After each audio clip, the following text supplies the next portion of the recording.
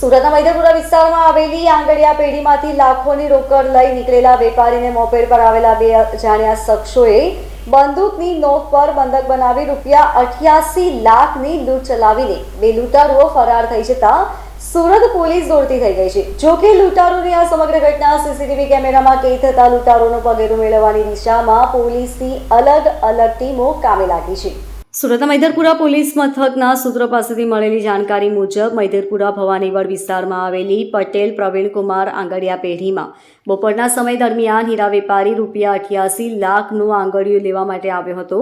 આંગડિયા પેઢીમાંથી રૂપિયા 88 લાખનું આંગળિયું લઈ વેપારી પોતાના નિયત સ્થળે જવા માટે નીકળ્યો હતો। જે દરમિયાન મોપેડ પર આવેલા બે શખ્સોએ બંદૂકની નોક પર હીરા વેપારીને ડરાવી ધમકાવી બંધક બનાવ્યા બાદ મોપેડ પર બેસાડી લઈ ફરાર થઈ ગયા હતા। ત્યારબાદ કામરેજ નજીક 88 લાખની રોકડ રકમની લૂંટ ચલાવી વેપારીને અધ રસ્તા વચ્ચે મૂકી ભાગી છૂટ્યા હતા। ઘટના અંગેની જાણકારી મળતા જિલ્લા પોલીસ અને સુરત પોલીસ દોડતી થઈ ગઈ હતી। સુરતના મૈદરપુરા ખાતે આવેલી આંગડિયા પેઢી પર Maidarpura police, Surat crime branch, SOG અને પીસીબીનો સ્ટાફ તાત્કાલિક ઘટના સ્થળે દોડી આવ્યો હતો। પોલીસ દ્વારા આંગડિયા પેઢી અને તેની આસપાસ આવેલા સીસીટીવી ફૂટેજના આધારે તપાસ શરૂ કરવામાં આવી હતી, જ્યારે લૂંટારુઓનું પગેરું મેળવવા અલગ અલગ ટીમો કામે લગાવવામાં આવી હતી।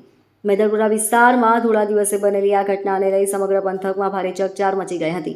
જે હાલ તો વેપારીની ફરિયાદના આધારે મૈદરપુરા પોલીસે વધુ તપાસ હાથ ધરી છે। જોકે આ સમગ્ર ઘટના અંગે પોલીસે શંકા કુશંકાઓ વ્યક્ત કરી છે, જ્યાં અન્ય કોઈ વ્યક્તિ દ્વારા લૂંટ માટેની ટીપ આપી હોવાની પણ શક્યતા રહેલી છે। Bureau report, LK star news, Surat.